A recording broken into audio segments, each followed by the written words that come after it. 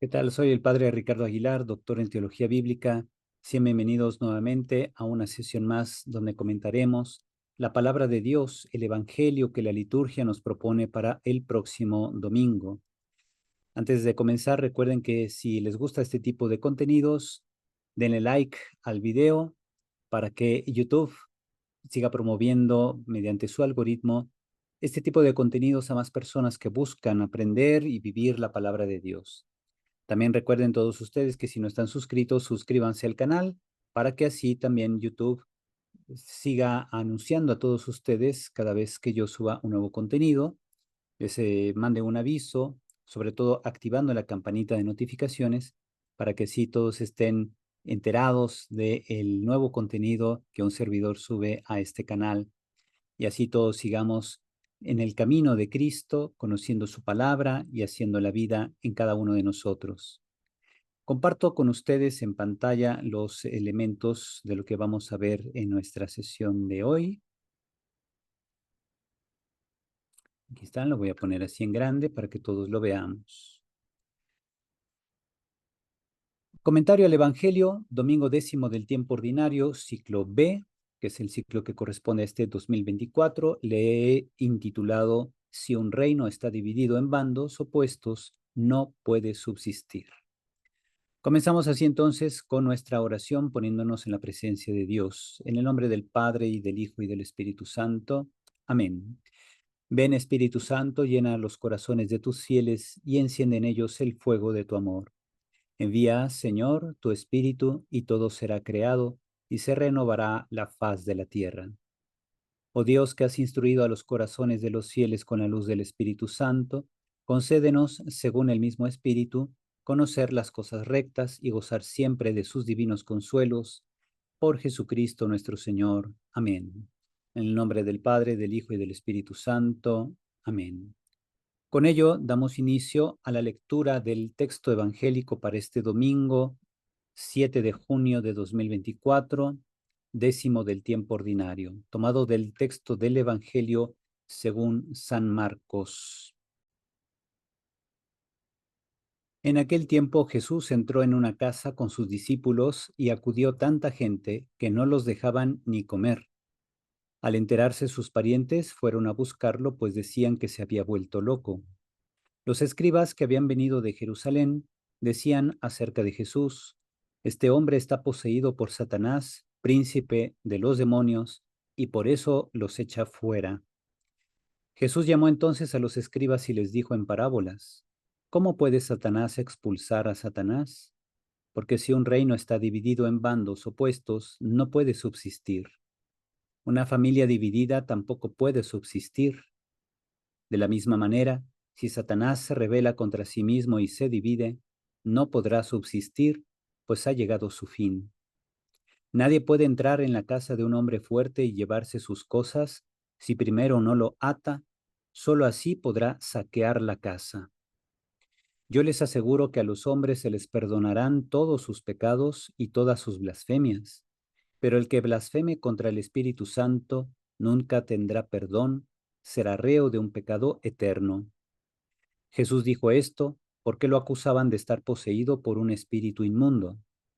Llegaron entonces su madre y sus parientes, se quedaron fuera y lo mandaron llamar.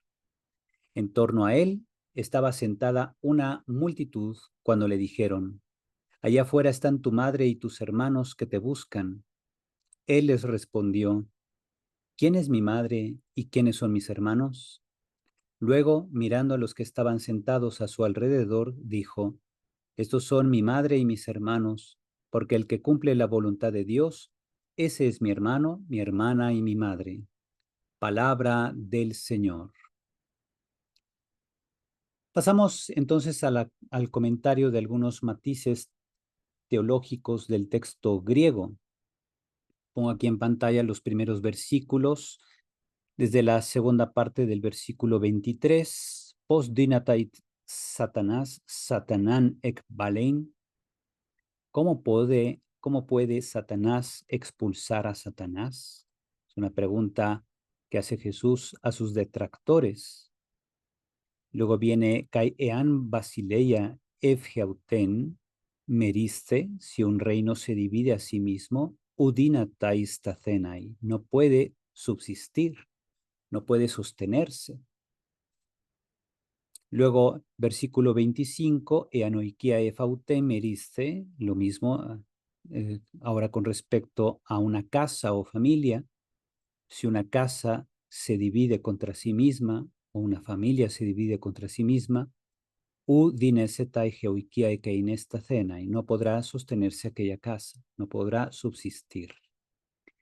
Los escribas ven a Jesús como un enemigo, como una amenaza a sus intereses de poder. Dicen que él expulsa a los demonios con el poder de Satanás, pero él les recrimina: ¿cómo puede Satanás expulsar a Satanás? Si un reino se divide a sí mismo, no podrá sostenerse.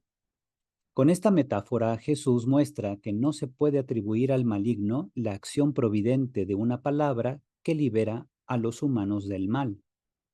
Al contrario, solo la palabra de Dios salva, libera y devuelve la dignidad a los humanos.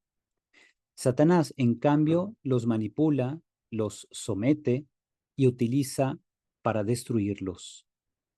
Lo mismo sucede con una familia. Si ésta se divide por las razones que sean, no subsistirá, no tendrá futuro. Para saquear una casa, un malvado primero ata y reduce a quien la vigila para luego saquear sus bienes. Eso es lo que comenta Jesús aquí en la parte final, lo que es el versículo 27.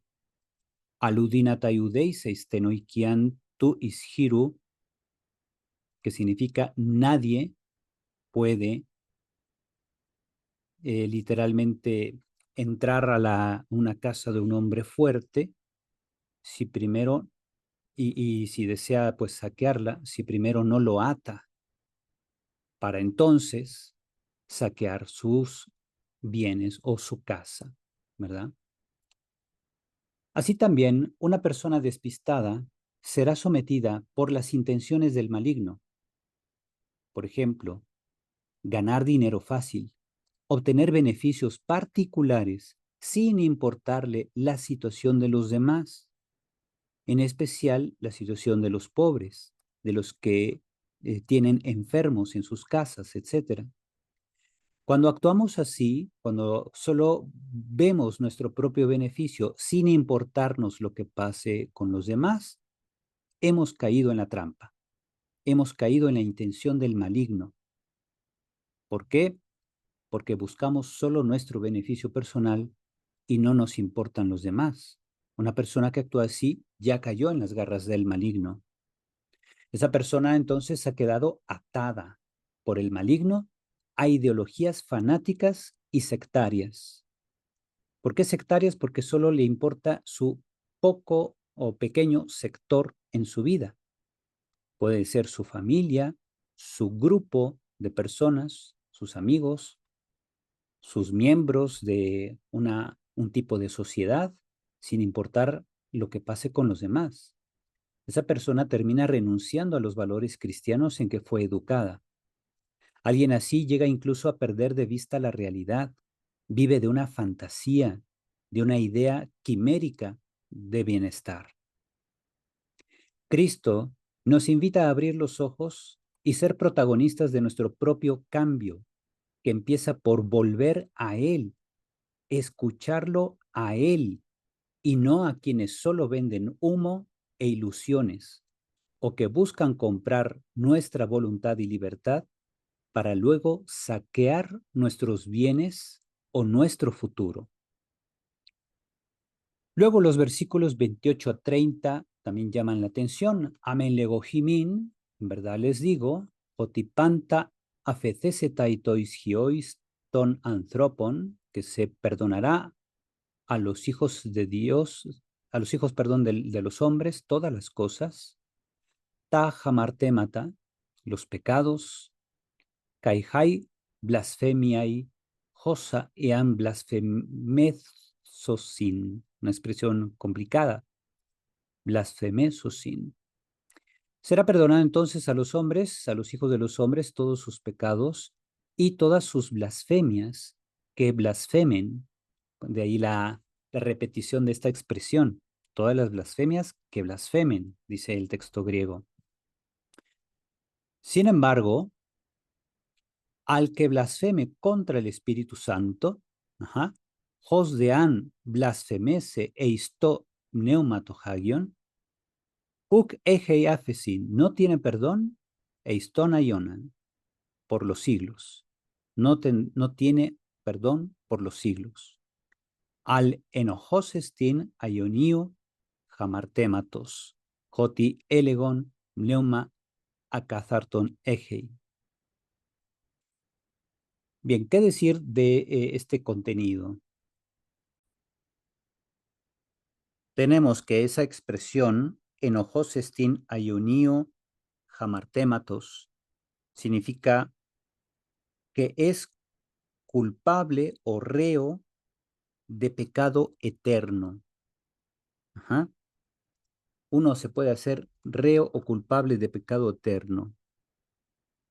Jotiele neuma acazartonegei, porque decían que Jesús tenía un espíritu impuro. Entonces, lo que explico aquí, quienes atribuyen el bien de salvación a Satanás o a los que hacen el mal, dan la espalda a Cristo. Fíjense cómo hay mucha gente que atribuye los bienes de salvación no a Jesús, sino a otras personas, a agentes terrenales, a personas o grupos, cuando los bienes de salvación solo nos vienen de Dios por medio de Cristo y de Cristo por medio de la Iglesia para toda la humanidad. Atribuir el bien a aquellos que hacen el mal cometen literalmente un acto de blasfemia. Dejan de reconocer a Jesús como Mesías y Señor para hacerse vasallos de otro Mesías. Después de advertencias tan claras dadas por Jesús, nos preguntamos, ¿podrán reclamar la salvación? Obviamente que no. Los escribas atribuían a Satanás las obras de Jesús y así se cerraban ellos mismos el camino para la vida eterna. El pecado imperdonable es blasfemar contra el Espíritu Santo, que es precisamente el atribuir los bienes salvíficos al maligno. En eso consiste la blasfemia o pecado contra el Espíritu Santo, atribuir los bienes salvíficos al maligno. De ahí la importancia de escuchar la palabra de Cristo y practicarla. Eso brinda coherencia a la existencia y conduce a la vida. Siguientes versículos del 31 al 35. Tenemos la escena final. Y viene su madre y sus hermanos y se quedan ahí fuera, ¿verdad? Mandan llamarlo, es lo que dice el versículo 31. Y después,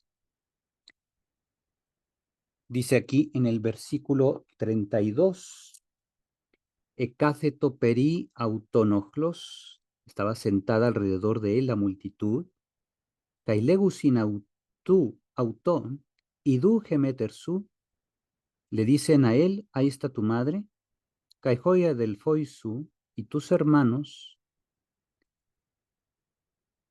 ¿qué están haciendo allá? Exo setusinse, están ahí fuera buscándote. Y entonces Jesús respondiendo dice a ellos, Tises tingemetermu, Caijoya del Foimu, ¿quién es mi madre y mis hermanos? Kai periblepsámenos tus periautón kiklo, y viendo los que estaban alrededor de él, Cacemenus, que estaban sentados, legei, dice, ide gemeter mu caihoi adelfoi mu. Miren, aquí están mi madre y mis hermanos. Josgar, pues, el que hiciera la voluntad del Dios, Josgar anpoyese tocelema tuceu, Jutos adelphos mu, este es mi hermano, kai adelphe, kai meter estin. Mi hermano, mi hermana y mi madre. Fíjense cómo Jesús es directo, es directo. Ajá. Esta escena final nos muestra cómo Él ha establecido un nuevo orden social. El parentesco nuevo y por el que vale la pena darlo todo es el que surge de nuestra relación con Dios. Ese parentesco supera al sanguíneo. Quien es condicionado por los criterios mundanos buscará satisfacer las expectativas del mundo. Quien desea seguir a Cristo y unirse a su familia tendrá que estar dispuesto a dejar atrás los criterios del mundo e incluso tendrá que dejar atrás a las perspectivas de quienes son sus familiares. Hacer la voluntad de Dios es el mayor acto de justicia, el mejor camino a la libertad y la mejor forma de hacerse discípulo de Jesús para dar vida al mundo. Fíjense, estos elementos hay que tenerlos siempre claros. Vivimos en un mundo donde se nos ofrecen muchas vías para ganar beneficio personal, pero esas vías acaban destruyendo a otras personas. Si no sabemos discernir y si vemos solo por nuestro propio beneficio, entonces estamos traicionando al Señor. Estamos traicionando su proyecto, que es un proyecto de fraternidad para todo el mundo. Somos responsables de todos los demás, no solamente de nuestro pequeño grupo social. Comentario. El relato evangélico describe varios momentos clave de la vida de Jesús, enfatizando su autoridad y la tensión creciente que enfrenta. Primero, se menciona su enseñanza desde una barca en el mar y la institución de los 12 en el monte. Luego, el grupo entra en una casa. Ahí es donde empieza nuestro evangelio de hoy. El grupo entra en una casa, un lugar central en el segundo evangelio. Aquí Jesús se enfrenta a una acusación de los escribas de Jerusalén y a la preocupación de sus familiares que lo consideran desquiciado, dicen que está loco. La estructura del pasaje es concéntrica, centrando en la palabra, donde Jesús se revela como el más fuerte, capaz de atar al hombre fuerte, que es una referencia a Satanás. A medida que crece la popularidad de Jesús, también lo hace la oposición. Ahora no solo enfrenta a los líderes políticos y religiosos, sino también a un sentimiento generalizado de rechazo que incluso incluye a su propia familia y a los escribas de Jerusalén. Estos escribas acusan a Jesús de brujería y actividad demoníaca, lo que, según la ley judía, podría ser castigado con la muerte. Esta acusación es grave y encuentra eco en otras tradiciones religiosas y literarias posteriores. Jesús responde a la acusación con firmeza, utilizando una parábola para refutar la lógica de los escribas. Explica que un reino dividido no puede sostenerse y que si Satanás estuviera expulsando a Satanás, su reino estaría condenado. Jesús se presenta como el más fuerte que ha venido a atar al hombre fuerte y liberar sus bienes, es decir, Jesús ha venido a rescatar a la humanidad del poder de Satanás. ¿Cómo sabemos que estamos bajo el poder de Satanás? Por el hecho de que pecamos. Ahora bien, este poder de Jesús para perdonar y liberar es rechazado obstinadamente por sus adversarios, lo que lleva a su condenación eterna. Finalmente, el pasaje redefine la idea de la familia de Jesús. Sus verdaderos familiares no son los de sangre, sino aquellos que hacen la voluntad de Dios. Cuando sus familiares intentan llevarlo a casa, Jesús señala a sus discípulos y declara que ellos son su madre y hermanos. Esta redefinición subraya un concepto de discipulado basado en la relación con Dios y no en lazos familiares tradicionales. Jesús invita a todos, incluidos sus familiares, a unirse a esta nueva familia espiritual, aunque irónicamente aquellos que lo consideran fuera de sí terminan quedándose fuera del círculo de sus discípulos. Y de ahí pasamos a las orientaciones para la vida. Jesús nos llama no solo a ser discípulos, sino también sus familiares. El camino para lograrlo es escuchar la palabra y ponerla en práctica. Esta palabra es la misma por la que Dios creó todas las cosas. Es la que educa, santifica y salva a quienes la practican. No es palabra que exprese una ideología humana, una moda o una orientación política. Es más bien una palabra que logra unidad en quienes la escuchan, que los capacita para transformar la sociedad en que viven, que santifica y cristifica a los que la ponen en práctica en acciones y compromisos de servicio a los demás. Ujú.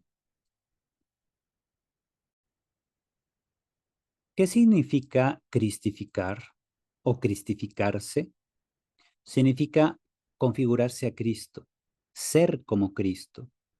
La palabra de Jesús nos cristifica, nos hace semejantes al mismo Jesús. Quien escucha la palabra pero no la practica acaba dividido, se autodestruye como un reino o estado cuando divide a sus ciudadanos, los polariza y los abandona a la violencia de quienes son fuertes y amenazan o secuestran a los demás. Escuchen bien esto, solo Jesús tiene palabras de vida eterna. Lo repito, solo Él. Y ojalá que esto quede muy claro, sobre todo en los contextos en los que vivimos hoy. Con esto terminamos con la oración. Señor Dios, de quien todo bien procede, escucha nuestras súplicas y concédenos que comprendiendo por inspiración tuya lo que es recto, eso mismo, bajo tu guía, lo hagamos realidad. Por nuestro Señor Jesucristo, tu Hijo, que vive y reina contigo en la unidad del Espíritu Santo y es Dios por los siglos de los siglos. Amén. Y así hemos terminado el comentario al Evangelio de este domingo, que como vemos, hasta parece un Evangelio diseñado para la época en la que estamos. Sin embargo, es un Evangelio asignado desde hace décadas a la lectura del domingo décimo del tiempo ordinario para este ciclo B de lecturas. Recuerden que si este contenido les ha gustado, denle like al video para que el algoritmo de YouTube siga difundiendo estos contenidos a más personas que buscan conocer y vivir la palabra de Dios. Igualmente, suscríbanse al canal si no lo han hecho y activen la campanita de notificaciones para que YouTube les mande un mensaje, un aviso cada vez que yo suba un nuevo contenido y así todos juntos sigamos creciendo en el conocimiento y vivencia de la palabra de Dios. Me despido dándoles la bendición. El Señor esté con ustedes. La bendición de Dios Todopoderoso, Padre, Hijo y Espíritu Santo, descienda sobre ustedes y permanezca para siempre. Amén. Cuídense mucho, vivan a fondo la palabra de Dios y caminemos juntos con Cristo para transformar la sociedad.